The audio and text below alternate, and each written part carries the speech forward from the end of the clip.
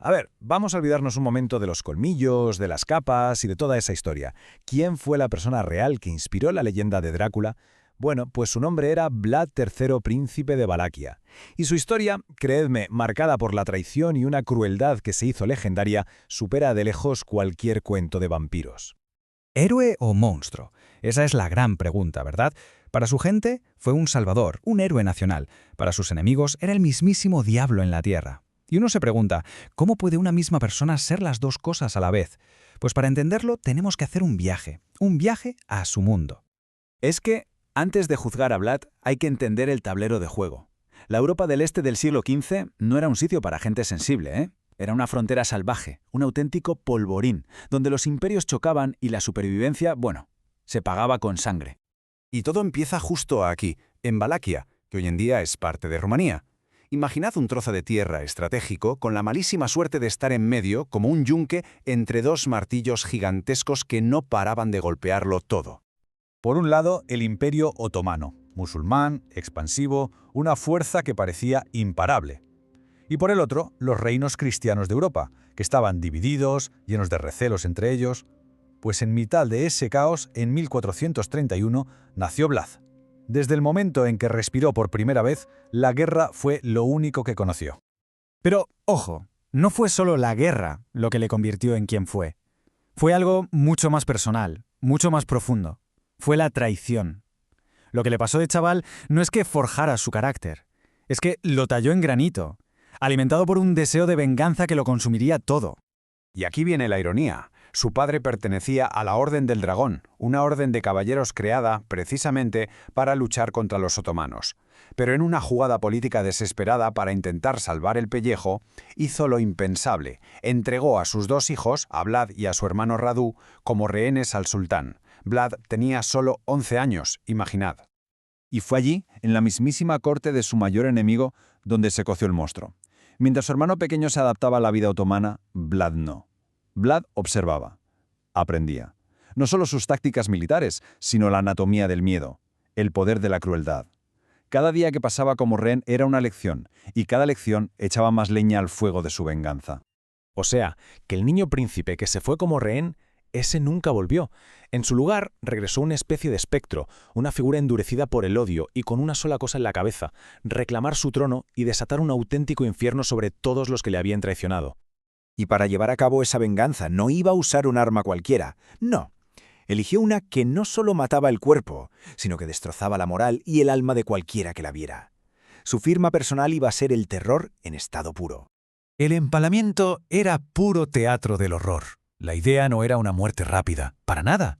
Era una agonía lenta, pública, a la vista de todos. Al exhibir los cuerpos así, Vlad enviaba un mensaje que no podía ser más claro. Esto es lo que os pasa si me traicionáis. Esto es lo que les espera a mis enemigos. Era, en el fondo, un arma psicológica devastadora. 20.000. Es un número que es que cuesta hasta imaginarlo, pero eso es lo que dicen las crónicas que se encontró el ejército otomano cuando marchaba sobre Valaquia en 1462. No eran soldados muertos en combate, no. Eran 20.000 cuerpos empalados pudriéndose al sol a lo largo de varios kilómetros. Un bosque de muerte plantado por Vlad. Y para que nos demos cuenta de la dimensión de esto, el sultán Mehmed II, el tipo que había conquistado Constantinopla, una ciudad que había resistido 1000 años, vio aquel espectáculo macabro y simple y llanamente dio media vuelta con todo su ejército. El terror psicológico de un solo hombre consiguió lo que ningún otro ejército había logrado, frenar en seco al conquistador. Y aquí es donde está la gran paradoja de Vlad. Era un tirano, sin ninguna duda. Cruel, por supuesto.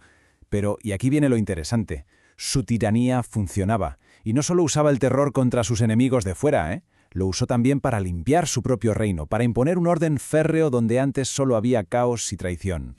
Hay una leyenda que lo ilustra a la perfección. Cuentan que Vlad puso una copa de oro macizo en la fuente de la plaza de su capital, y que durante todo su reinado nadie, absolutamente nadie, se atrevió a tocarla. O sea, que consiguió una paz y un orden totales, pero claro, a base de un miedo atroz. Vale, ya conocemos al hombre. Ahora, la pregunta es, ¿cómo pasamos de este príncipe medieval a un monstruo inmortal que chupa sangre?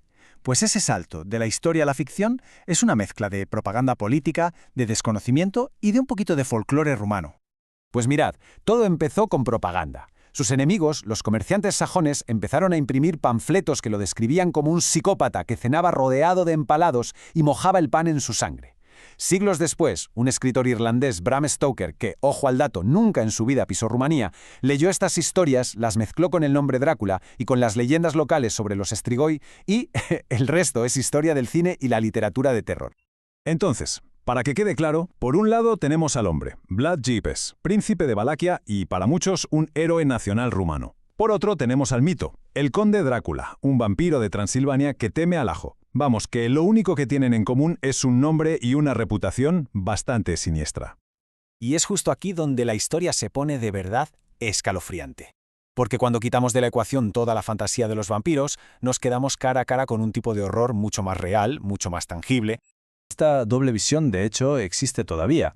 En Occidente, Drácula es el monstruo por excelencia.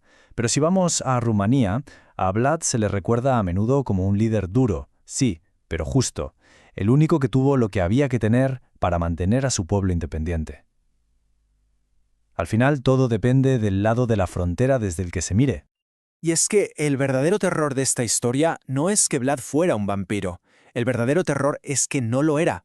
Era algo mucho más común y precisamente por eso infinitamente más aterrador. Era humano, un producto de su tiempo y de su entorno.